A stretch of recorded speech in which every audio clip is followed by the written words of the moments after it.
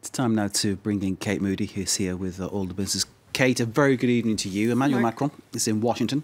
Your old stomping ground, Washington, isn't it? It is. And trade is very much high on the agenda, which is why I'm glad you're here to give us the ins and outs. It absolutely is. One of the French president's top goals is going to be trying to convince Donald Trump to permanently exempt the European Union from those stiff tariffs on steel and aluminum imports. He'll be underscoring not just France's position as a close and long-standing ally, but the strategic importance of Washington's friendship with the entire 28-member bloc.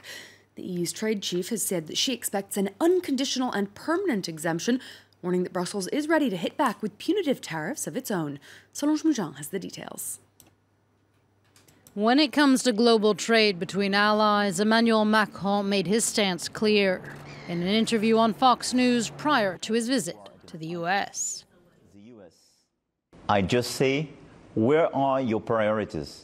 You cannot make a trade war with your ally. It's too complicated. If you make war against everybody, you make trade war against China, trade war against Europe, war in Syria, war against Iran. Come on, it doesn't work. During Macron's state visit to the US, the long and strong economic partnership between Paris and Washington is a main talking point. Macron will be pushing for Trump to announce a definitive and permanent exemption of the US's new steel and aluminum tariffs, put in place on March 8th to correct what Trump sees as a global aggression to the U.S.'s economy. He granted a temporary exemption to the EU a few days later, but that short-term pass is slated to expire May 1st. While France is not a major player when it comes to the quantity of steel and aluminum it exports to the U.S., the tariffs could still cost the EU on a whole some 2.8 billion euros. For Angela Merkel, the tariffs are a dangerous step backwards. We know of many common challenges, and we believe multilateral cooperation can add value for everyone.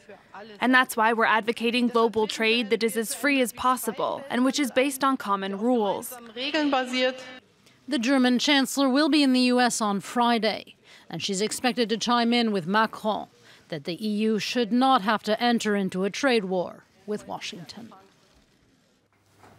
Meanwhile, Brussels is strengthening other transatlantic ties as well. This weekend, the EU concluded a new trade deal with Mexico, removing tariffs on food items like cheese, chocolate, and pasta. Negotiators updated and expanded the terms of a nearly two-decade-old agreement to include digital trade and intellectual property rights. With Mexico, Canada, and the U.S. still in talks about NAFTA, officials said this breakthrough sent a clear message in favor of open trade. This will benefit consumers, companies, small and big, who need less red tape to dare to start their exports. Mexico has 128 million potential consumers and customers, so it's of course a hugely important market for the EU.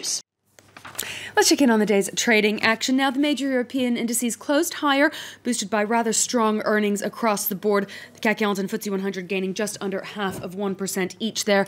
Shares of the Swiss bank UBS dropped 2.5%, despite better than expected first quarter results. They had a 19% rise in net profit.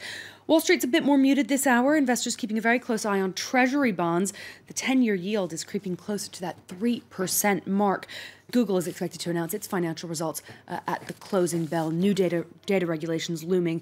Investors will be keeping a close eye on the state of things there. It's a double dose of strikes here in France as workers of both the National Rail Service and Flag Air Carrier walk out on the job. It's the first time that separate rolling strikes by the SNCF and Air France fall on the same day. Rail workers are protesting the government's proposed overhaul of their company, while pilots and flight attendants are calling for a more than 5% pay rise this year. The number of SNCF workers participating in the industrial action fell this Monday to 17%. That's half the level of the first strike day at the beginning of the month.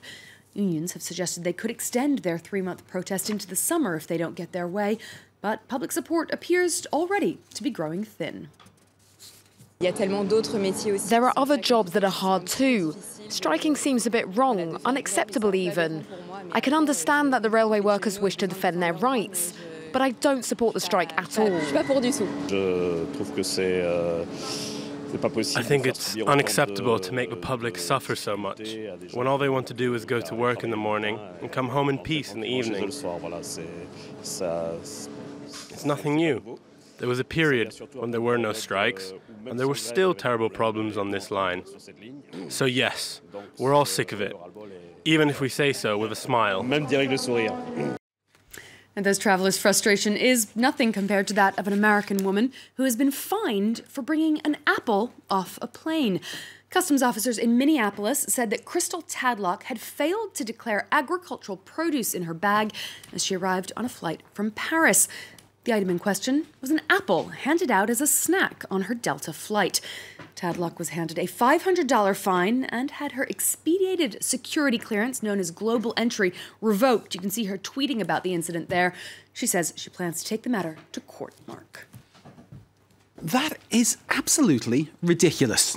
I'm going to go off the fence. Absolutely ridiculous. We like an element of ridicule in the business bulletin every once in a while. Homme de discord, as the French say. Absolutely ridiculous. Kate, thank you very much indeed. Great to see you. Kate Moody with The Business. Fantastic stuff.